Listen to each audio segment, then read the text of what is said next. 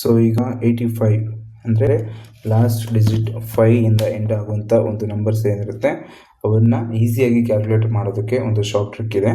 ಇದರಲ್ಲಿ ನೀವು ಯೂಶ್ವಲ್ ಆಗಿ ನಾರ್ಮಲ್ ಮೆಥಡ್ ಮಾಡಿದಾಗ 85 ಇಂಟು 85 ಅಂತ ನೀವು ಕ್ಯಾಲ್ಕುಲೇಟ್ ಮಾಡ್ಕೊತೀರಾ.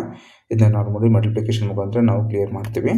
ಸೊ ಈಗ ಇದನ್ನ ಶಾರ್ಟ್ ಟ್ರಿಕ್ ಮುಖಾಂತರ ಮಾಡೋದಾದರೆ ಈ 85ನ ನಾವು 85 ಅಂತ ಬರ್ಕೊಂಡು ಇದರಲ್ಲಿ ಈ ಫಸ್ಟ್ ಡಿಜಿಟ್ ಏನಿರುತ್ತೆ ಈ ಫಸ್ಟ್ ಡಿಜಿಟ್ ನಾವು ಸ್ಕ್ವೇರ್ ಮಾಡ್ಕೋಬೇಕು. ಅಂದರೆ ಇದನ್ನು 25 ಅಂತ ಡೈರೆಕ್ಟಾಗಿ ಬರ್ಕೊತೀವಿ.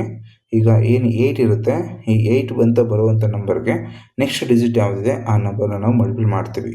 ಅಂದರೆ ಈಗ ಇನ್ ಕೇಸ್ ಏನಾದರೂ 2 ಅಂತ ಬಂದಿತ್ತು ಅಂದರೆ ಅದು ನೆಕ್ಸ್ಟ್ ನಂಬರು ನಾವು 3ನ ಮಲ್ಟಿಪ್ಲೈ ಮಾಡ್ತೀವಿ. ಹಾಗೆಯೇ ಈಗ 8 ಇರೋದ್ರಿಂದ 8 ನೆಕ್ಸ್ಟ್ ನಂಬರ್ ಬಂದು 9. ಸೊ ಹಾಗೆ 8ಗೆ 9 ಅಂತ ನಾವು ಮಲ್ಟಿಪ್ಲೈ ಮಾಡ್ತೀವಿ. ಸೊ ವ್ಯಾಲ್ಯೂ ಬಂದು 72 ಆಗುತ್ತೆ.